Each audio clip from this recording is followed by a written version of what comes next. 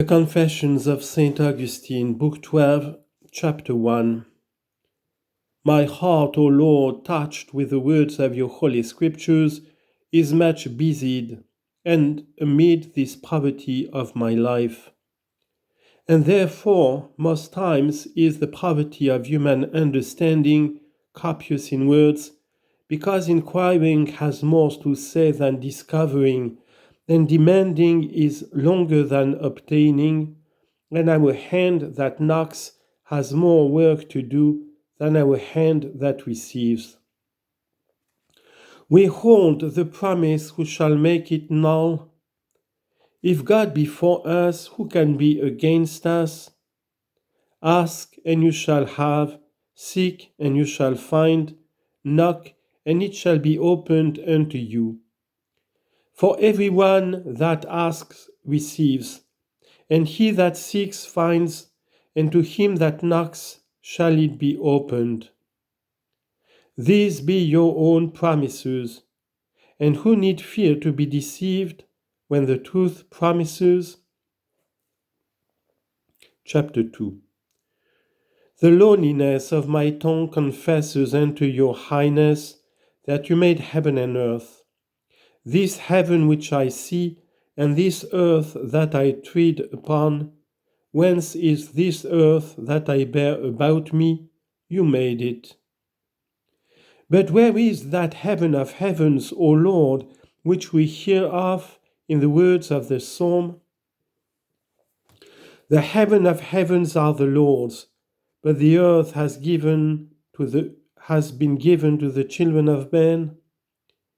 Where is that heaven which we see not, to which all this which we see is earth?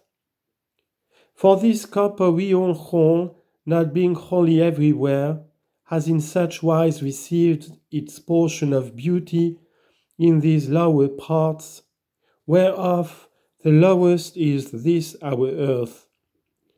But to that heaven of heavens, even the heaven of our earth is but earth. Ye, both these great bodies may not absurdly be called earth, to that unknown heaven which is the Lord's, not the sons of men.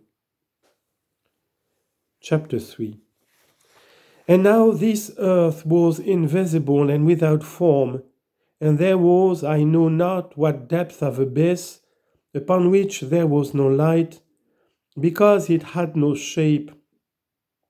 Therefore did you command it to be written, that darkness was upon the face of the deep?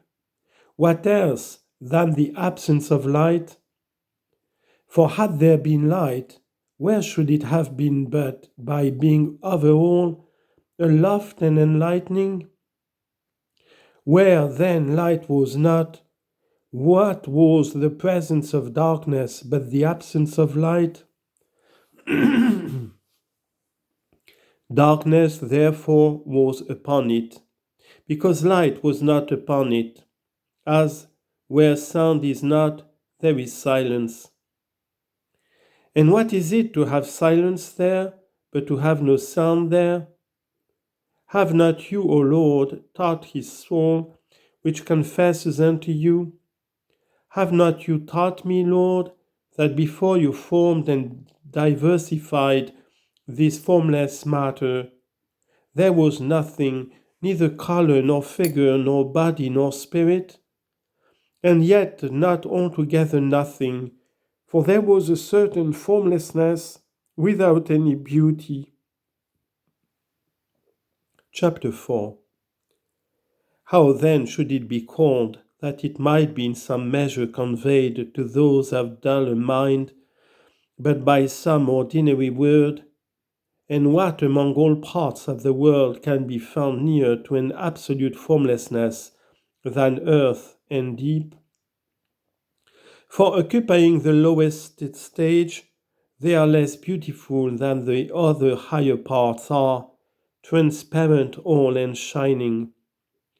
Wherefore then may I not conceive the formlessness of matter, which you had created without beauty, whereof to make this beautiful world to be suitably intimated unto men, by the name of earth, invisible and without form. Chapter 5. So that, when thought seeks what the sense may conceive under this, and says to itself, it is no intellectual form as life or justice, because it is the matter of bodies, no object of sense, because being invisible and without form, there was in it no object of sight or sense. While man's thought thus says to itself, it may endeavor either to know it by being ignorant of it, or to be ignorant by knowing it.